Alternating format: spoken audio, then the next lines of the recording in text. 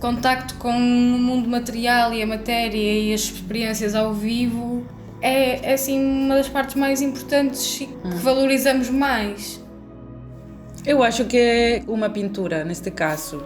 Normalmente a relação que temos com uma pintura numa exposição é a contemplação. Paramos frente à pintura e olhamos para ela durante muito mais tempo do que passamos olhando para uma fotografia no Instagram. Sinto-me muito mais impelida a criar com as mãos na matéria mesmo do que no computador. É como se assim, o contacto com a matéria direta fosse assim, algo assim, um pouco mais sensorial ou mais sensual, não sei, há assim uma coisa no toque e no objeto físico que me dá mais sensação de vida. No Instagram, por exemplo, tu podes guardar, não é? Vês uma coisa que gostas e guardas, mas depois é uma coisa, é um feed infinito sempre para baixo. Tu tens que ir escavar nele. Também pode ser interessante essa ideia, mas... aquilo é um bocado estranho.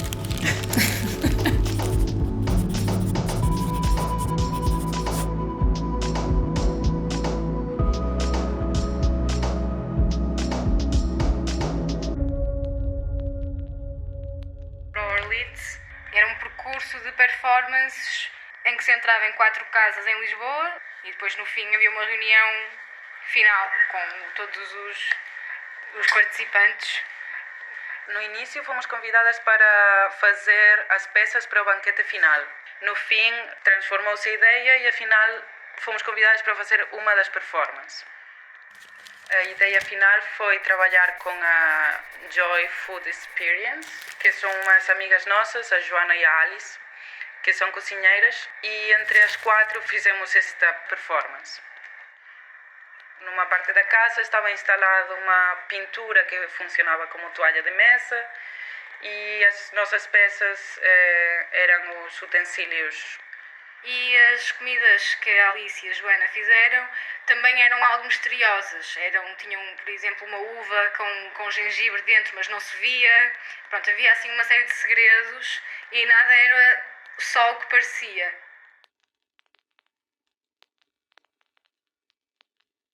Queríamos ver a reação das pessoas, o que é que as pessoas pensavam. Se comportariam perante aquilo como uma exposição ou se assumiriam automaticamente que seria para pegarem os alimentos e comerem. Pronto, perceber que relações é que as pessoas estabeleciam com aquela pergunta de o que é isto que está aqui à nossa frente. E foi muito engraçado para nós perceber o tempo que as pessoas demoravam a interagir com as peças, o medo que tinham ou não de as tocar, porque normalmente não se toca num objeto artístico, mas depois ele tinha comida. E estão na performance e as pessoas iam descobrindo que aquelas comidas tinham segredos e ficavam entusiasmadas e de repente criava-se uma situação, nos grupos mais do que noutros, de envolvimento com aquilo que lá lhes tinha sido apresentado. Então também de alguma maneira a performance era feita pelas pessoas que estavam a viver um momento.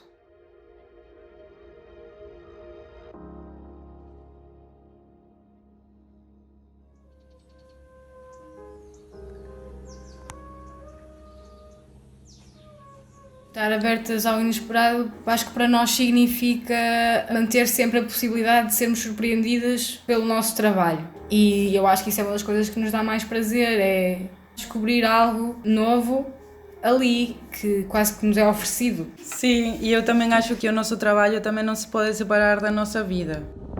Pensando em de onde vêm estas ideias que temos, vêm de viver, dos encontros que temos, na rua, na natureza, de leituras, de sonhos, perguntas emocionais, por exemplo, coisas que ficam marcadas e que precisam ser levadas para fora. Também acho que relaciono isso com assim uma espécie de um desejo de questionar o que são as coisas, perceber como é que elas são feitas, o que é que elas são, ou seja, identificar uma estranheza nas coisas e estar constantemente a fazer perguntas e estar abertas a ser surpreendidas ou que a resposta seja algo inesperado, algo que nós não conseguimos prever.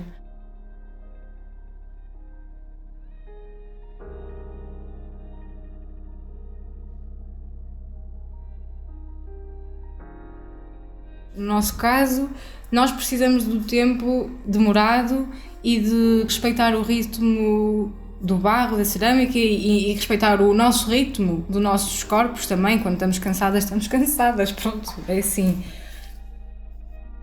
Se fôssemos forçadas a produzir muito rápido, no nosso caso acho que perderíamos qualidade, sim. Sim.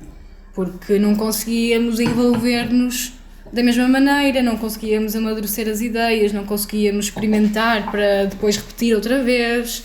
Se calhar estaríamos muito mais preocupadas em programar para ter a certeza que o resultado ia ser bom no final e se calhar teríamos mais pressão e seria mais difícil aceitar os acasos. Por isso, para nós, o tempo de envolvimento com as coisas é imprescindível para que seja de qualidade, não necessariamente a peça, mas acho que sobretudo a nossa experiência.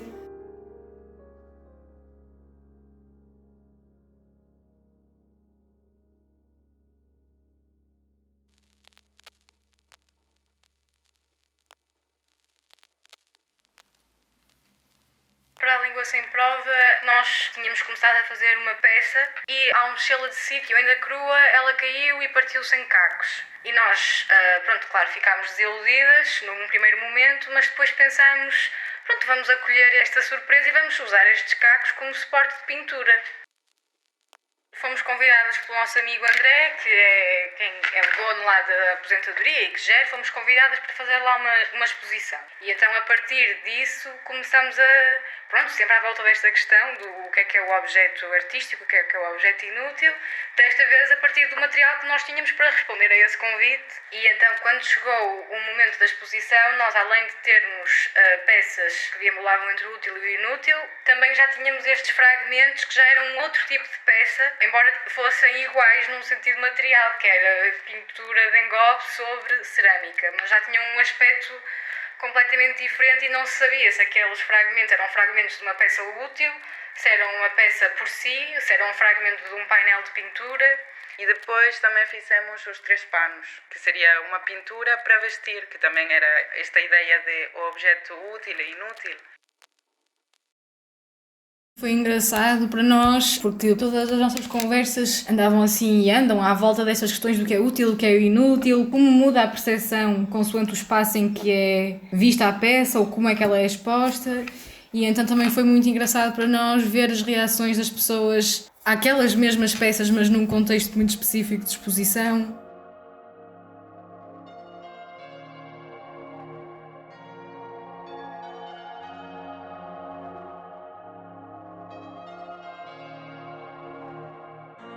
Essa questão de manter a conta ativa e ter sempre conteúdos novos acaba por ser assim uma espécie de poder trazer para a vida ou para a prática artística assim uma espécie de um síndrome da produtividade, de ter que estar constantemente a produzir algo novo e estar muito preocupado se vai ser valorizado pelo outro que vai ver e pronto, e não estar focado no presente do fazer e também o facto de termos que estar sempre a lembrar-nos e a sair do presente para o fotografar para garantir um futuro de presença online. As duas achamos que é uma maneira de estar bastante estressante, de estar sempre atente a transmitir essa mensagem de atividade. E então é por isso que temos muitas dificuldades em participar nestas redes sociais e que às vezes abandonamos um bocado.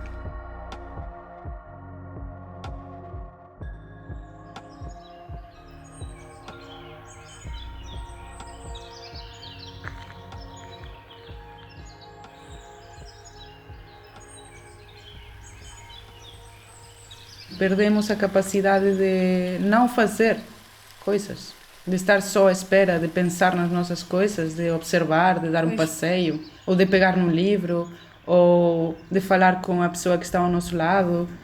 Parece que temos medo de estar sozinhos e de confrontar-nos com o nosso vazio, com o vazio de não saber o que fazer, não ter o que fazer.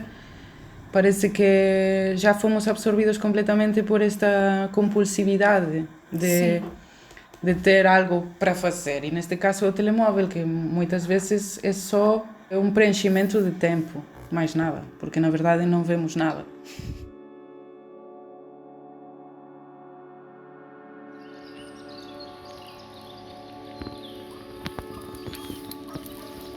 não temos que escolher entre o todo ou nada, entre ser completamente arrastadas ou desaparecer das redes sociais.